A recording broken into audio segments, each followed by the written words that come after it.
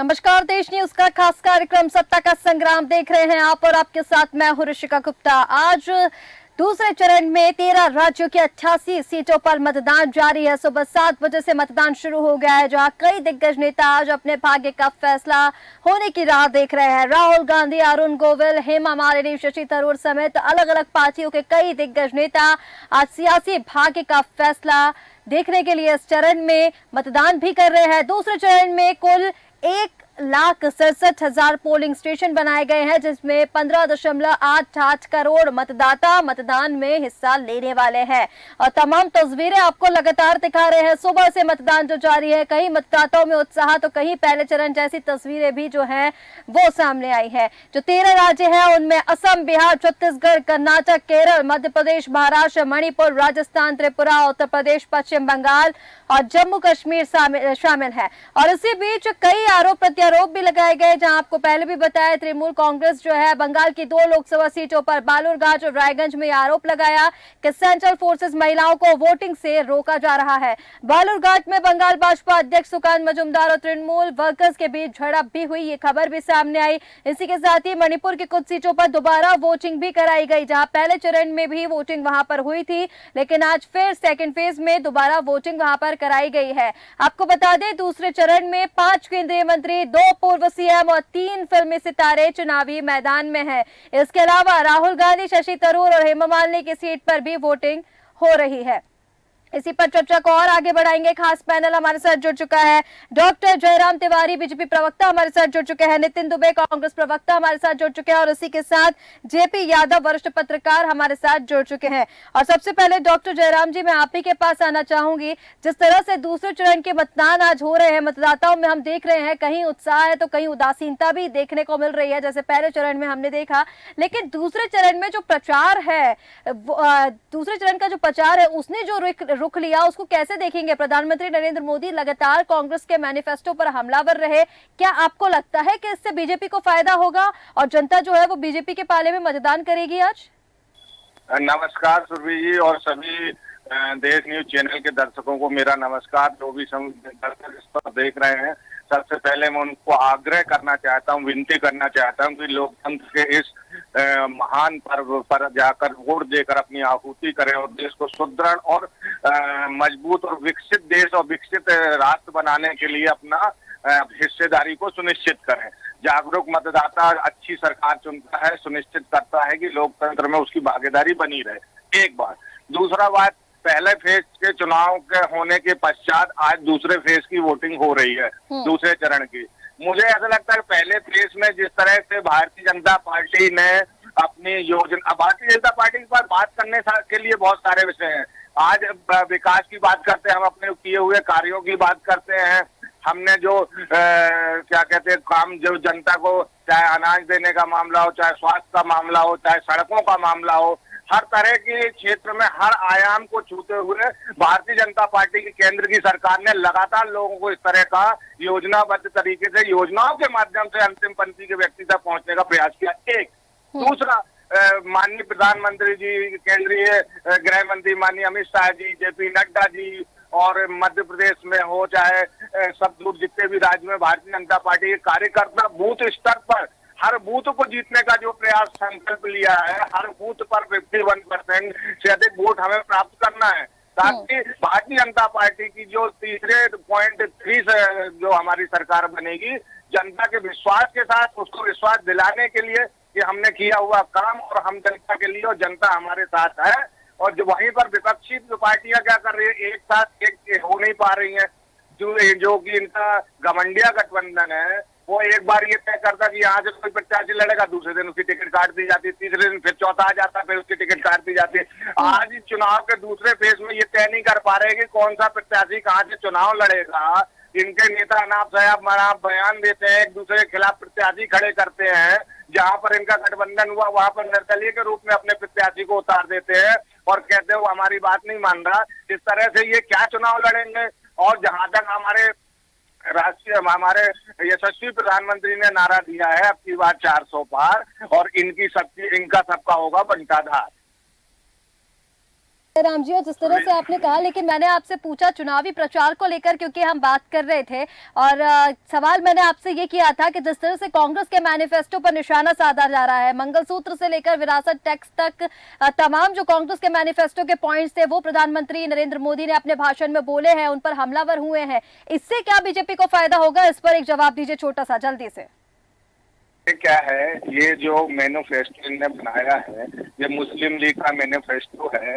और दूसरा, जहां तक बात विरासत टैक्स की है, तो सबसे पहले ये गांधी परिवार को से पूछना चाहिए कि इतनी जो विरासत, बिना नौकरी, बिना काम किए, बिना व्यापार किए इतना सारा पैसा कैसे आया। और विरासत टैक्स में आधा से ज्यादा टैक्स इनका जब्त कर लेना चाहिए यदि इनको ऐसा लगता है। आपने कहा जहां इनकी सरकार है वहां पर लगाए अपने मंत्रियों और अपने मुख्यमंत्रियों और दुनिया भर के लोगों पर यहाँ पर भारतीय जनता पार्टी की सरकार इनके हम अपने मैनिफेस्टो पे बात करेंगे ना, हम इनके मैनिफेस्टो पे क्यों बात करें। और जहां तक बात है, हमारे केंद्रीय नेतृत्व ने बार बार ये कहा है कि देश को जो है ये मुस्लिम तुष्टीकरण की राजनीति, मुस्लिम देश को इस्लामिक राष्ट्र बनाने की इस तरह की बातें करेंगे कि पहला अधिकार अल्पसंख्यकों का है और दुनिया भर की बातें इस तरह की जो बरगलाने का। देखिए, वर्ग विशेष को अपनी तरफ करने के लिए, कुछ भी करने के लिए आतुर ये है कांग्रेस की। और ये घोषणा पत्र जो इनने जारी किया है, ये घोषणा पत्र जनता को कोई इस बात को समझ रही है और हम लोग जनता को जागरूक करने का भी प्रयास कर रहे हैं और जनता इसका जवाब देगी। जनता आने वाली 4 तारीख को, 4 जून को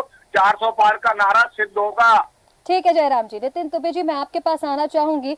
अब जिस तरह से प्रधानमंत्री नरेंद्र मोदी कांग्रेस के मैनिफेस्टो को जो निशाना बना रहे हैं, इस पर आपका जवाब चाहूंगी। इसके साथ ही उन्होंने कहा कि वर्ग विशेष को बरगलाने का काम कांग्रेस पार्टी ने किया है, क्या कहेंगे इस पर नितिन जी? देखिए, पहली बात तो ये है ऋषिका जी कि पहले फेज की जो वोटिंग रही और उसका प्रतिशत रहा और अभी तक का जो प्रतिशत रहा, वो ये दर्शाता है कि प्रधानमंत्री नरेंद्र मोदी के जो अनाप शनाप और झूठी बयानबाजी हुई, उसका असर सीधा जनता पे पड़ा है।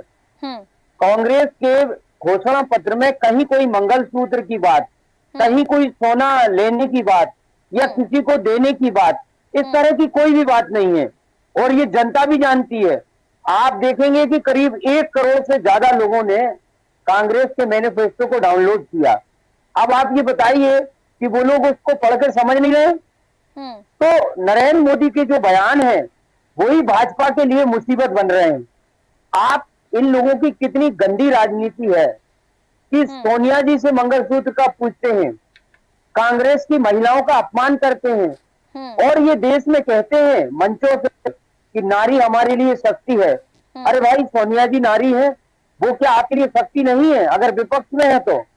या जो भी कांग्रेस नेत्रियां हैं वो आपकी नजरों में शक्ति नहीं है क्या? शक्ति स्वरूप नहीं है क्या?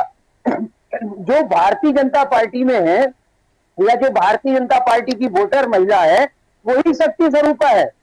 दूसरी बात, लेकिन नितिन जी, यहाँ प्रधानमंत्री, मैं एक बात और आपसे कहना चाहता हूँ कि प्रधानमंत्री जिस तरह झूठ बोल रहे हैं, गरीब, महंगाई, महिला, देश की सुरक्षा और बेरोजगारी के मुद्दे से हटकर जब ये अनाप शनाप मुद्दे लेकर आ गए हैं, अब ये भाई साहब तिवारी जी कह रहे हैं कि मुस्लिम लीग का मैनिफेस्टो, देश के प्रधानमंत्री कह रहे हैं कि भाई महिलाओं से मंगलसूत्र छीन लिया जाएगा। क्या आज भारत की जनता इतनी बेवकूफ है?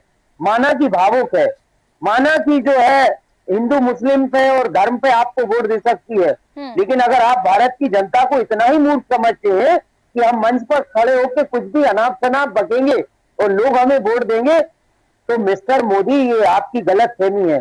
एक बात और है कि मोदी क्या जाने मंगलसूत्र की वैल्यू, मोदी क्या जाने सिंदूर की वैल्यू, मोदी क्या जाने महिला की गरिमा। जो व्यक्ति अपनी पत्नी को छोड़ के भाग गया हो रात में, तो महिला शक्ति की बात करता है, गजब की बात है। ठीक है, लेकिन जिस तरह से कांग्रेस को हम शुरुआत से ही देख रहे हैं, कांग्रेस जो थी वो लगातार विकास के मुद्दे पर बात कर रही थी। पहले से ही उनका ये कहना था कि जो बीजेपी का मैनिफेस्टो है उसमें बेरोजगारी को लेकर सीधे तौर पर कोई बात नहीं की गई, महंगाई को लेकर सीधे तौर पर कोई बात नहीं की गई।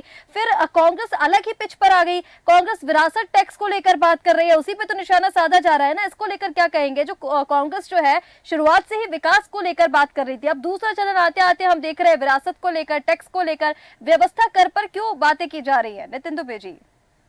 रेशिका जी, आप अपनी जानकारी भी दुरुस्त करें। जी कि कांग्रेस के घोषणा पत्र में कहीं भी जो बात आप कह रहे हैं वो नहीं है। नितिन विरासत दुबे की जी, बात मेरी जो है जानकारी दुरुस्त ही वो है। कहा होगा एक नेता ने। सुनिए नितिन दुबे जी, सुनिए, सुन हाँ लीजिए तो नितिन दुबे जी। अब एक बात नहीं, ऋषिका पहले जी, आप एक मिनट सवाल आप सुन सुनिए, लीजिए, फिर मैं आपके पास प्लीज आ रही हूँ, आप जवाब दीजिए ना। सैम जी। पित्रोदा जी ने जो बयान दिया, उनका ये जो कहना था कि 45 जैसा अमेरिका में जो कानून वो बता रहे थे, उसके बाद हालांकि उन्होंने किनारा कर लिया अमेरिका के कानून से। उन्होंने बोला कि वो सिर्फ विचार कर रहे थे अपने प्रकट, लेकिन जिस तरह से आप देख रहे हैं उनको, वो कांग्रेस के पुराने सलाहकार रहे हैं, और कहीं ना कहीं वो जो कहते हैं वो होता है। तो सीधे सीधे जो कांग्रेस का मैनिफेस्टो है, कहीं ना कहीं सैम पित्रोदा जी के बयान से ये स्पष्ट हो रहा है कि कांग्रेस के मैनिफेस्टो में क्या कुछ है। नहीं, आपको ये बात पता है कि कांग्रेस ने उनके बयान पर ये कह दिया है कि ये कांग्रेस का बयान अधिकृत नहीं है।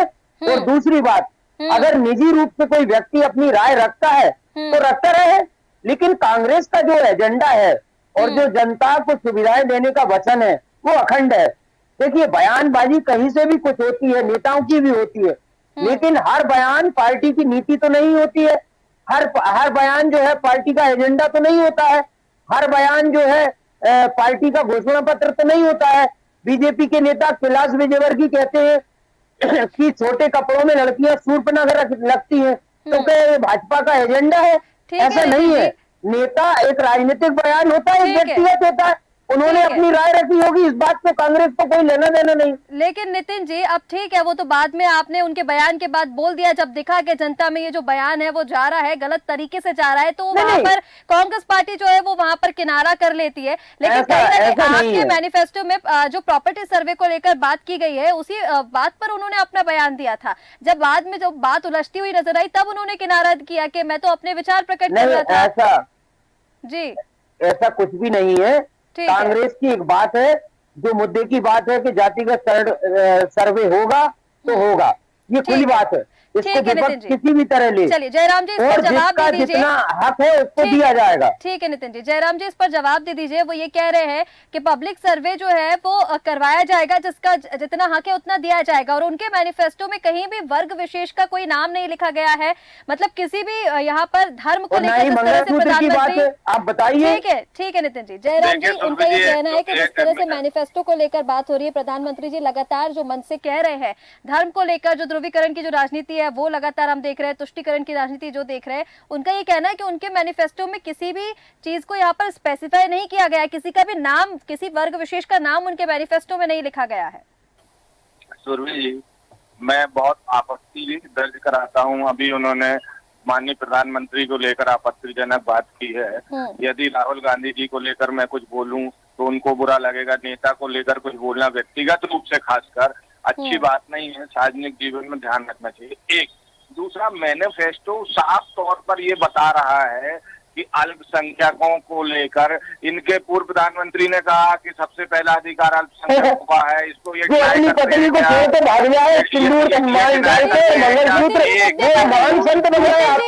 नितिन जी, आप व्यक्ति विशेष की टिप्पणी मत कीजिए, मुद्दे पर रहिए आप। व्यक्ति विशेष क्या है? वो देश के प्रधानमंत्री है। देश का प्रधानमंत्री व्यक्ति विशेष कुछ नहीं होता, पूरा जीवन देश के लिए होता है। व्यक्तिगत टिप्पणियां मत कीजिए, नहीं तो क्या कोई व्यक्तिगत टिप्पणी नहीं है। अरे तो नहीं तो क्या कि आपको भेज भेजोगे क्या? भेज दो। आपके प्रधानमंत्री ने अपनी पत्नी को छोड़कर नहीं भागा, इसलिए व्यक्तिगत रूप से आप जवाब दीजिए। सार्वजनिक मंच पर। अरे आप जवाब दीजिए, व्यक्तिगत बात नहीं है। मैं आपकी बात, आप सोनिया जी के विषय में बात करें, आप प्रियंका जी के विषय में बात करें, ये महिला नहीं है। आपके प्रधानमंत्री के विषय में बात करें तो संवैधानिक संकट होगा। ठीक है नितिन जी, शांत हो जाइए, तो समझ में नहीं आएगा, वो आप ही की बातों का जवाब दे रहे हैं। नितिन जी सुन लीजिए, महिला को आगे दिलवाइए। ठीक है नितिन जी सुन लीजिए। ये हमारे बीच, मैंने इनके बीच में कोई बात नहीं की। ठीक है, क्यों बीच में बोल रहे हैं? बोलिए जयराम जी, बोलिए। और देखिए, जहां तक बात मैनिफेस्टो की है तो मैंने स्पष्ट रूप से बताया हुआ है कि जो इनका मैनिफेस्टो स्पष्ट रूप से ये दर्शाता है कि इन्होंने वर्ग विशेष के लिए कुछ ज्यादा घोषणाएं की है। उनको क्या क्या सुविधाएं देंगे, क्या क्या उनके ऊपर क्या, मतलब जो संसाधनों से लेकर दुनिया भर की बातों, इस तरह का ही वोट बैंक पाकर बरगलाकर ये कुछ थोड़ा बहुत वोट बैंक हासिल करके, और जो बहुसंख्यक समाज है उसको इनके नेता का नाम लेने से डरते हैं, इनके नेता प्राण प्रतिष्ठा का आमंत्रण नहीं स्वीकार करते हैं। इस तरह चेहरे की बातें कर ये चुनाव, और दूसरा ये क्या है, समाज में भ्रम फैलाकर वोट लेने का जो प्रयास कर रहे हैं, जनता सब समझती है। पिछले 2 बार से जनता ने इनको नकारा है, इस बार इतनी बुरी तरह नकारेंगे कि ये चेहरे दिखाने लायक जयराम जी, हमारे साथ जेपी यादव जी भी बने हुए हैं, वरिष्ठ पत्रकार। जेपी यादव जी, मैं आपके पास अब आना चाहूंगी। जिस तरह से अब दूसरे चरण का मतदान हम देख रहे हैं यहाँ पर, पहले चरण के मतदान में जो चुनाव प्रचार था वो कुछ और था, अब जो दूसरे चरण का जो चुनाव प्रचार हमने देखा है सर यहाँ पर, तो कहीं ना कहीं ये जो चुनाव प्रचार मंगलसूत्र से लेकर विरासत टैक्स पर आ गया। प्रधानमंत्री नरेंद्र मोदी जो है वो कांग्रेस मैनिफेस्टो को निशाना बना रहे हैं, और कांग्रेस भी जो है पहले से विकास की बात हालांकि यहाँ पर कर रही थी कि बेरोजगारी और महंगाई के मुद्दे पर बात नहीं हुई, लेकिन दूसरा चरण आते आते कांग्रेस का भी रुख हमें बदला हुआ देखा, कर व्यवस्था को लेकर बात यहाँ पर होने लगी।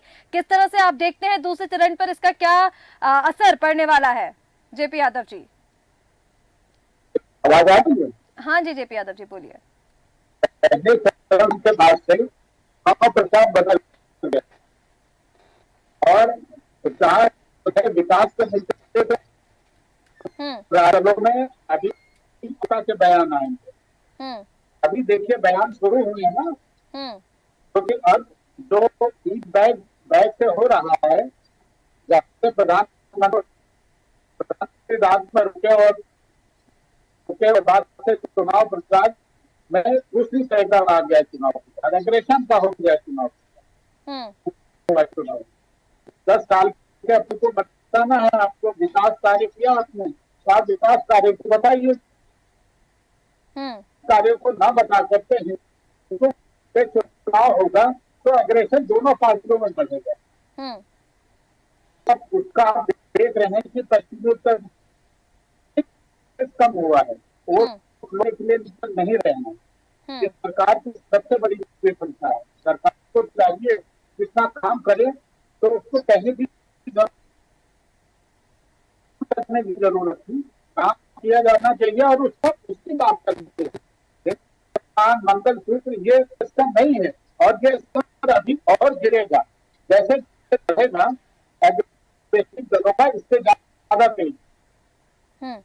बिल्कुल ठीक है जेपी यादव जी, आपने, आपकी आवाज बीच बीच में क्योंकि डिस्कनेक्ट हो रही थी, लेकिन जितना हम यहाँ पर समझ पाए हैं, कहीं ना कहीं जैसा आपने बताया कि बेरोजगारी और महंगाई के जो मुद्दे थे, यानी जो आम मुद्दे थे, वो कहीं ना कहीं इस चुनाव से गायब होते हुए नजर आ रहे हैं दूसरा चरण आते आते तक। जयराम जी, मैं आपके पास आना चाहूंगी और इसी पर जवाब आपका लेना चाहूंगी, क्योंकि पहले चरण तो ठीक है, बीजेपी का मैनिफेस्टो जो है उसमें कई जो पहले से योजनाएं चलाई जा रही थी उसको आगे बढ़ाया गया, कुछ इसमें नया भी एड ऑन किया गया, लेकिन जिस तरह से अब दूसरे चरण का प्रचार हमने देखा, विकास के मुद्दे जो हैं, वो आम मुद्दे जो हैं, उनसे हटकर कांग्रेस के मैनिफेस्टो को निशाना बनाना कितना सहायक आपके लिए होने वाला है दूसरे चरण में? और दूसरे चरण का, क्योंकि पहले चरण में मतदान जो प्रतिशत रहा वो भी कम रहा, तो इससे चिंता भी बीजेपी की बड़ी है, मंथन भी बीजेपी का बड़ा है, किस तरह से देख रहे हैं?